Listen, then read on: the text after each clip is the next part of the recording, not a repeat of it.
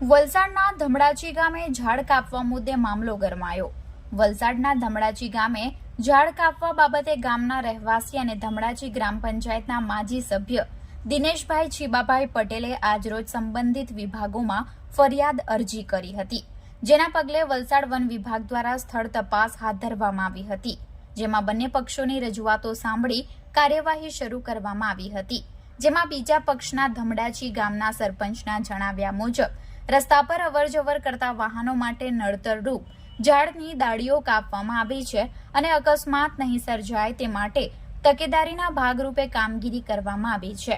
ત્યારે આ મામલે બંને પક્ષો સામસામે થઈ જતા મામલો ગરમાયો હતો અને આ ઝાડ કાપે ને તો એકદમ મારો તો એકદમ આપેલો એકદમ વાઇબ્રેશન મારે, છતાં પણ મેં કાલે કંટ્રોલ કરીને નિલેશને ફોન કરીને કીધું, નિલેશ આ ખોટું થઈ રહ્યું છે।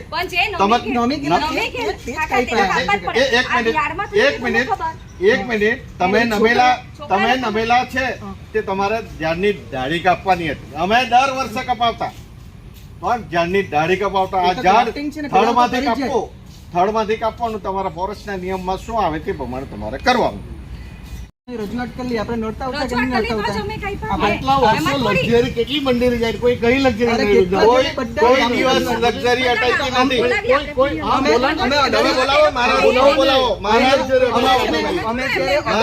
મારા રૂબરૂમાં બોલાવો તો તમને ખ્યાલ આવે કે ત્યાં હું પરિસ્થિતિ છે।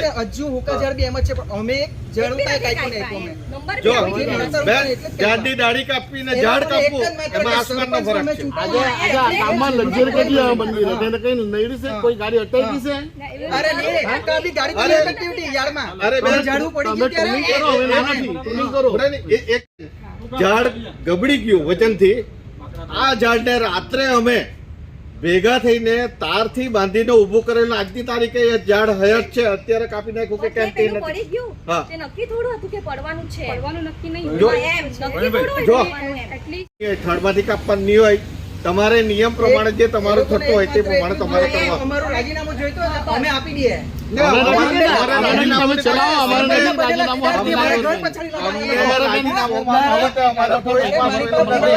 મારી જમીનના કોને મોકલાવલા તે અહીંયા મારી પાસે આ છે કે કોણે કોમ્પ્યુટર માંથી મોકલેલા, મારા નકશા મોકલેલા ને પછી પેપરમાં છપાડવાયું ને લોકો અમારા પર ખંડણી માંગે।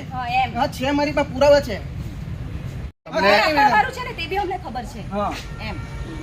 તમારે જે લાગતું જે ઝાડ કાપેલા છે તે અમે ઝાડ તમને બતાવીએ, એ તમારે આ કેવી રીતે ઉતારેલા તે મને ખબર છે। અને આ તમે તો લાકડાના વેપારીઓ છો, લાકડા વેચો છો। અહીંયા અમે જે ઝાડ ઉતારેલા તે કેવી રીતે આ ધમડાચી પીરું ફળિયાને લાલ ફળિયું બનાવવાની એકદમ નેમ હતી અમારી। આ ગુલ મોહનના બધા ઝાડ લગાવીને તેનું તમારે નિષ્કંદન કરીને કોઈ પડી જાય ને મરી જાય તો તેને કોણ જવાબદાર? તમે જેને દાઢી નડેલી તે કાપવા દે, તમારે થડમાંથી કાપવાની જરૂર નથી।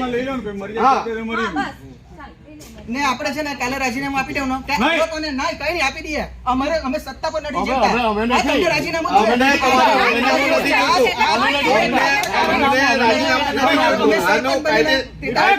તમારે કાર્યવાહી કરવાની છે। અમે સરપંચ તમે ઉછારો ને કેવી રીતે મોટું કરો તે તમને ખબર છે। તમે ઝાડની ડાળી કાપો એ બરાબર છે, પણ આ તો થડમાંથી જ તમે કાપી નાખો। આ બાજુ છે ને આ ઝાડ રોપાયેલા હતા, ઉગેલા હતા, જેને કાપેલા છે તેને કેવો તમારામાં કઈ પ્રૂફ હોય તો આપો, કપાવેલા હોય ને કાપેલા હોય તો કોપી કરેલે કઈ વાંધો નહીં, તને ખબર પડે। બંધ રાખજો એ લોકોને બરાબર તે થડમાંથી નહીં કપાય, ગમે ત્યાંથી કાપવા એવું થોડું જો કાંઈ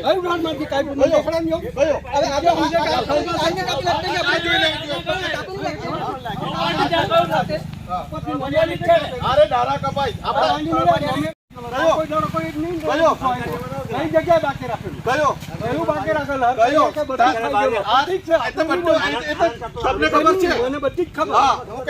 વેપારી નથી, તું જ વેપારી કેટલા દિવસથી 6 મહિનાથી આજે લાગેલા આપણા પછાડી એ લોકો 25। મારું નામ દિનેશભાઈ શિવાભાઈ પટેલ, રહું ધમડાચી પીરુફળિયા.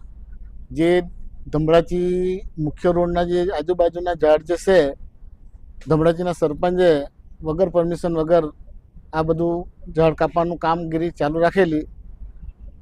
તે આજે અમે સ્થળ નિરીક્ષણ કર્યું ને જે સ્થળ તપાસ કરતા બી એના જે ઝાડ કાપેલા એના જે બધા લાકડા વેચી માર્યા. સ્થળ તપાસ માટે આરોપો આવેલા. ગામના સરપંચ શ્રી, ગામના આગેવાનો શ્રી, તમામ ગામના ભાઈઓ બહેનો હાજર હતા. તપાસમાં શું જાણવા મળ્યું તમને? તપાસમાં તો એવું બધું જે ઝાડ કાપેલા એમણે બધું નંગ લખ્યા છે અને જે ટુનિંગ કર્યા તેના લખ્યા છે. ઝાડ કાપ્યા તેનો વાંધો નહીં, પણ જે ટુનિંગ કરવા જોઈએ પણ જે 7 ફૂટને નીચેથી કાપ્યા એનો અમારે વાંધો છે. ધમડાચી ગામે ધમડાચી પીરુફળિયા મુખ્ય રોડ ઉપર આવેલા સાઈડમાં જે ઝાડો રોપવામાં આવેલા હતા, ગુલમોહર, ગરમાળો અને રેંત્રી જેવા ઝાડો હતા, તે લગભગ 34 જેટલા ઝાડો કાપી નાખ્યા છે અને એની કોઈ પણ જાતની પરમિશન લીધી નથી ગ્રામ પંચાયતે, અને ગ્રામ પંચાયત દ્વારા લાકડા વેચી મારીને લાખો રૂપિયાનું મોટું કૌભાંડ કર્યું છે. આ અંગે તમે કોને જવાબદાર ગણો? આ અંગે જવાબદાર ગ્રામ પંચાયતના સરપંચશ્રી અને ગ્રામ પંચાયતના તમામ સભ્યશ્રીઓ, જવાબદાર જે કર્મચારીઓ, જવાબદાર જે પંચાયત સાથે સંકળાયેલા જે જવાબદારો છે એ તમામ આમાં જવાબદાર હોવા જોઈએ. આની અંદર જે રસ્તાની આજુબાજુમાં જે નડતરરૂપ ઝાડો છે તે કાપવામાં આવ્યા છે, તે બાબતે તમે શું કહો? એ તદ્દન ખોટી વાત છે. અત્યાર સુધી રોડ ચાલુ હતો અને કોઈ પણ જાતનું ઝાડ પડ્યું નથી, અને ઝાડ પડવાના લીધે આ લાકડા કાપવામાં આવ્યા નથી. આ લાકડા કાપીને વેચીને એને આખું એક ષડયંત્ર બનાવીને એ લોકોએ કૌભાંડ આચર્યું છે. ગ્રામ પંચાયત ધમડાચીમાં મારા ધર્મપત્ની સરપંચ તરીકે છે અને અમારા ગામે જે પીરુફળિયામાં સુપ્રસિદ્ધ વૈષ્ણોદેવી માતાનું મંદિર આવેલું છે.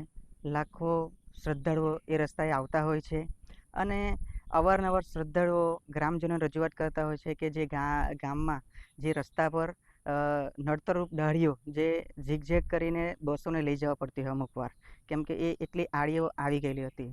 અને એ સંદર્ભે છેલ્લા 10-1 દિવસ પહેલાં ગ્રામજનોએ રજૂઆત કરેલી હતી પંચાયતને કે જે ઝાડો જે નડતરરૂપ છે એ શ્રદ્ધાળુઓ જે આવે છે એમની એક રજૂઆત હતી કે એ થોડા પ્રૂનિંગ કરવા જોઈએ. જે નડતરરૂપ ઝાડ છે તે એ પ્રૂનિંગ અને જે નડતરરૂપ એટલા કાઢવા માટેની રજૂઆત હતી.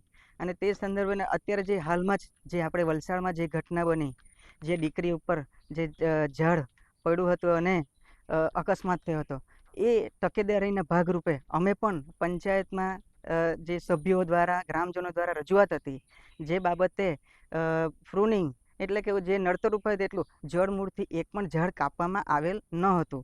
અને તે બાબતે તે અમે આજે જવાબ આપ્યો હતો, ત્યાં લખાવ્યો હતો કે જે આક્ષેપો થયા હતા કે બધા આ ખોટી રીતના કાપ્યા છે, પણ ખોટી જે નડતરરૂપ લોકોની જે રજૂઆત હતી તેને ધ્યાને લઈને પંચાયતે કાર્યવાહી કરીને એમાંથી ઘણા લોકો છેલ્લા 6 મહિનાથી રજૂઆત કરતા હતા કે કાપો, પણ આ અકસ્માત બન્યો તેનાથી ખરેખર આપણેની આજુબાજુના ગામોએ પણ કે જે નડતરરૂપ, કેમ કે એ રસ્તે સ્કૂલની વેન જાય છે, સ્કૂલના બાળકો તે રસ્તે જાય છે, એ સલામતીના ભાગરૂપે કર્યું છે. બાકી તો એ રસ્તા પર હાલે બી જોશો તો એવા ઝાડો જે છે એ ઊભા છે. જેટલા જે નડતરરૂપ હતા એટલા જ એ પ્રૂનિંગ એટલે કે એ ડાળીઓ ખાલી કટ કરવામાં આવેલ છે. જળમૂળથી એક પણ ઝાડ કાપવામાં આવેલ ન હતું. અને આ કાપેલા એકવું એટલું જ નથી, પણ નેક્સ્ટ જે આયોજન છે એમાં જે બ્યુટિફિકેશનના જે ઝાડો છે અમે 100% એ વાવવાની પંચાયતને અમે રજૂઆત કરેલી છે. એટલે આવનારા દિવસોમાં એ બીજા ઝાડો ત્યાં એ રસ્તા પર જે નડતરરૂપ નહીં હોય એવા ઝાડો રોપવાનું આયોજન પંચાયત દ્વારા કરવામાં આવેલ છે.